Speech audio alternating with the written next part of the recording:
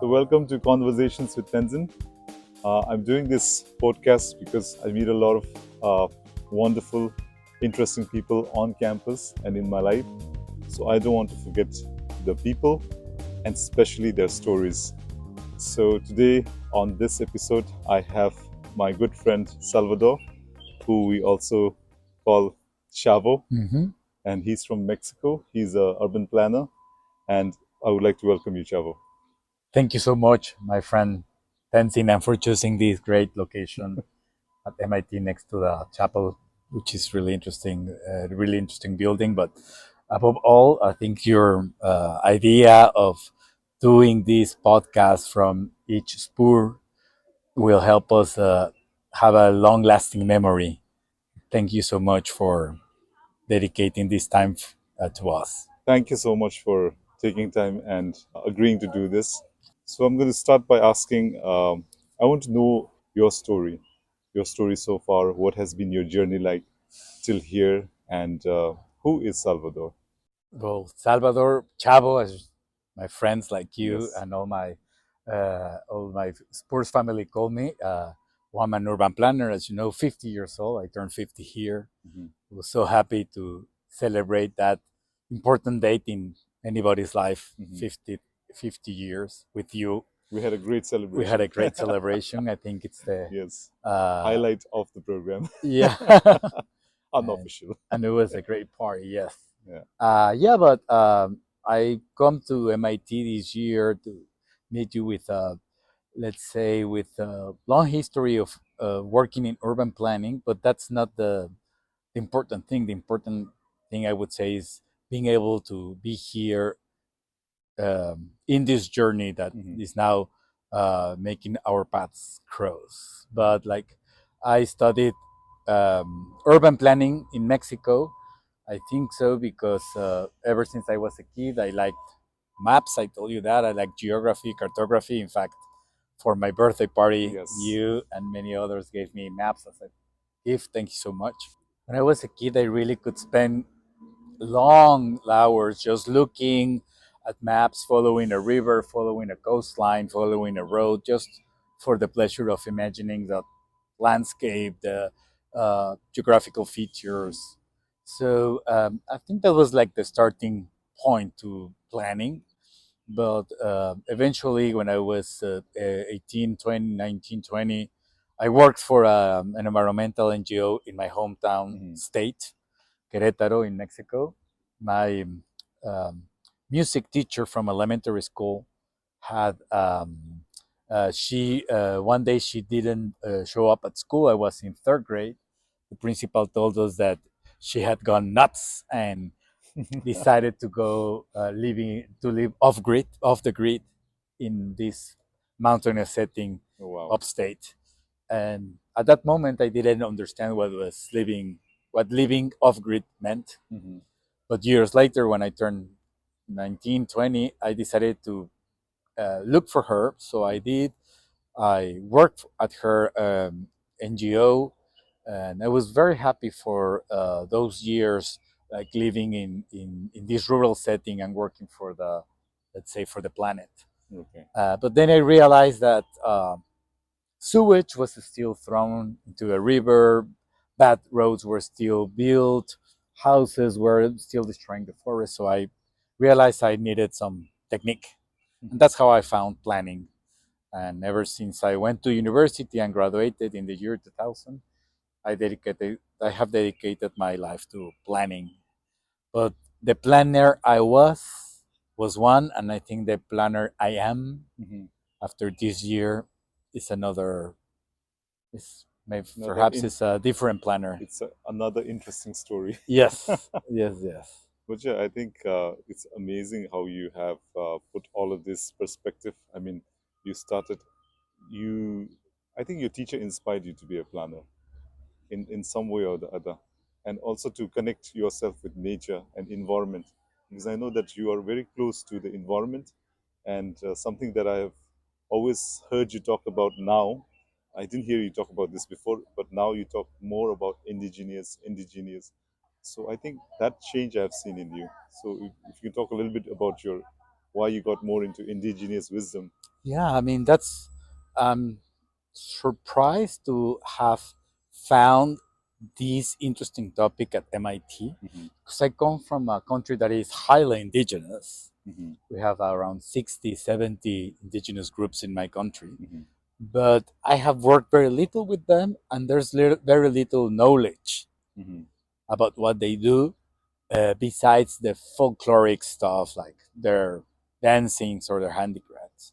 So what I learned here at MIT is that there's knowledge, of course, in those cultures and communities, and that knowledge, an important aspect is around planning, Hmm. around governance, about how decisions are taken to balance individual and collective rights to those of nature. Hmm. So I'm really interested now around that the rights of nature and the rights of the different peoples that need to depend on nature, but at the same time, nature, I believe, has its own rights. Hmm. So we could live in a more sustainable and balanced way. But yeah, I like that at SPURS, we all, I think, learned something different and we were able to share these new, crazy, innovative ideas. And we all, I don't know how to say, we all received them warmly and talked about them. Hmm. I would imagine that in my country, it will be a little bit challenging to go back with these ideas and start working around them. Hmm. I think there will be an initial resistance just because we do the things in the old method. No? So I Hmm. think that's what something we get from Spurs, a will to go back with with a with a new energy, With a new perspective. with a new perspective. Yeah. Yes. I think I have seen that change in all of us because, uh, like we've always talked about before, the Salvador that came in August last year is a different person now. So we have learned so many things. We were maybe more technical before, and now we have a more broader perspective. Right. So we were always about the method, like you also said before when we had conversations. We Right. always looked at planning as a method. Yeah. Yeah. Yeah. I think I mean, I still do in a way, Hmm. but I don't give that method such a priority as I used to. Hmm. I think I've learned here at MIT how planning can be more on an overarching approach uh, to different aspects of urban and human Hmm. life, which is really interesting. What I love about our cohort is that we all learned something, we share it. We even had some uh, cross invitations about, I don't know, working together in different stuff. And I think we all grew differently, Hmm. but quite collectively too. So that's really amazing. So my next question, Salvador, is now that we have had this amazing 10 months program, what are your plans going forward? Mm, What do you want to do short term, long term? yeah, uh, we've talked about this, right? I Yes. mean, there are plans, and at the same time, I don't want to have that big of a plan. Okay. I think I see opportunities both personally, with my family, professionally, and with friends and with my new sports family. Hmm. But I don't want to have a single plan or a major plan. Hmm. Perhaps the biggest idea is to live more calmly, if Okay. possible, Okay. which is difficult to achieve. Live, oh, we talked about this, live more the moment, the day, the present. Mm-hmm. I remember I just read why the word is called present because it's a gift you have every Yeah. day, right? It's You said so. So yeah, I think I've learned that.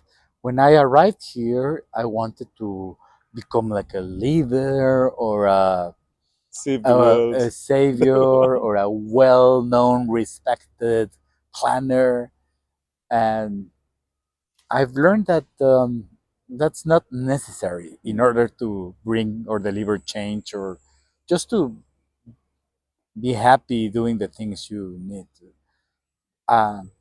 Of course, we met some people, professors here that are so talented in their domain, in their topic, and are so focused. And some other people who have done great things and don't really talk much about them, they just share them. So Mm. I think I've fallen in love with knowledge. Mm-hmm. I think that's something Mm-hmm. MIT, That's beautiful. yeah, Yeah.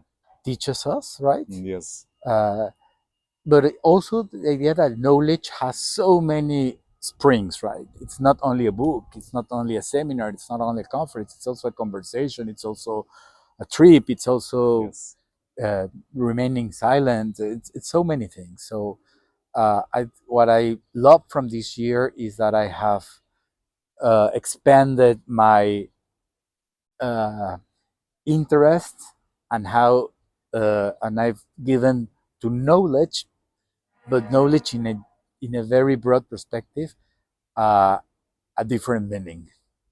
In our cohort, I mean, the shared knowledge we learn from each other, the cultures, the food, the music, like ours. We began on a Spotify. Remember, Yes. we should continue with that. Yes. The playlist. The playlist. Yeah. But all this shared knowledge, I will keep it in my heart because I think it will only grow between Yes. us, and then we'll share it with other people, with our colleagues. Mm-hmm. Back when we go back home, I think it's really special. Yes. And it's also interesting how we talked about this, but we have this opinion at first, but then when another fellow talks about it, we get a different perspective from his side. We think about, oh, that's a different way to look at it. Right. So when we had different fellows give their opinion, we had, a very variety kind of opinion. So the perspective was varied. So that is also something that I think was quite valuable. I think I learned to be less opinionated. Of course, I can see that the knowledge I got to MIT somehow was a little bit outdated, out-fashioned, and that the new concepts I've learned here, being opinionated about every single thing, which maybe I was like that. Hmm. Yeah, I think it's different now. I seeing things different. I don't have to give an opinion about everything, single thing that happens, right? Sometimes it's wise to stay quiet Yeah, and listen. yeah. That's true. Yeah, this has been amazing. So, my last question would be something that I ask everyone, something that I have interest in learning about, because we meet so many interesting people, diverse people. So, I always ask this question: what motivates them? So, I'll ask, what motivates you, Chavo, to do the Yeah. things that you do to make you get out of bed every day? So, what is your motivation? Well, yes, we have also talked about this. Hmm. I mean, I think I have multiple motivations Hmm. in different scales, in different um, hierarchy. It's difficult to choose one. Hmm. Uh, I feel my energy in this year has also diverted. I gained some energy from my family, from my friends, from my work, from knowledge, from myself, from being with people. So many sources of motivation, but also sometimes it's hard to stay motivated. Hmm. When I got here, I think I remember, in August, I said that I needed to update and fulfill my motivations because I felt quite depleted at the Hmm. time. Now it's very different. I do feel with energy, but I would still think that I get motivated by, of course, my children, my family, but also in the other huge scale, I get motivated about doing good things for the world, for the Hmm. community. Hmm. So those motivations and ranks from something very uh, concrete, certain people, to those abstract global motivations, and there's this huge array in the middle. Hmm. I like that. I like that one day I can be motivated by one moment of this broad scale. Oh, Yeah, it can be the minor scale, the huge scale. I think I basically I have rediscovered my role in planning, and that is interesting. It motivates me. thank you so much. That was beautifully put to end this podcast. So I'm doing this podcast once again because I meet a lot of interesting people, amazing people with wonderful stories. So I don't want to forget the people, my good friends, and especially their stories. And it's also something that I'm doing to keep us connected going forward and to motivate us when we are feeling, demotivated, Yeah, low. So we can look at this and say, and it's also a way to check how we thought about it that time. And absolutely. also, it will help us reflect our growth in the future. Maybe 5 years down the line, 10 years down the line, we look at this podcast and say, oh, this is what I believed in. So it's like something to recheck ourselves. So this is why I'm doing this. Yeah, thank you so much, dear Tenzin. I think Mhm. this is a brilliant idea, but it's also a very loving idea, and I think as you say, we will come back to these videos and we'll see them along with our families, with other people, and yeah, they will always give us something back. Yes, yes. So thank you so much for taking time and doing this with me today. Chavo. My pleasure. Thank you so much, Yes, my thank you. friend.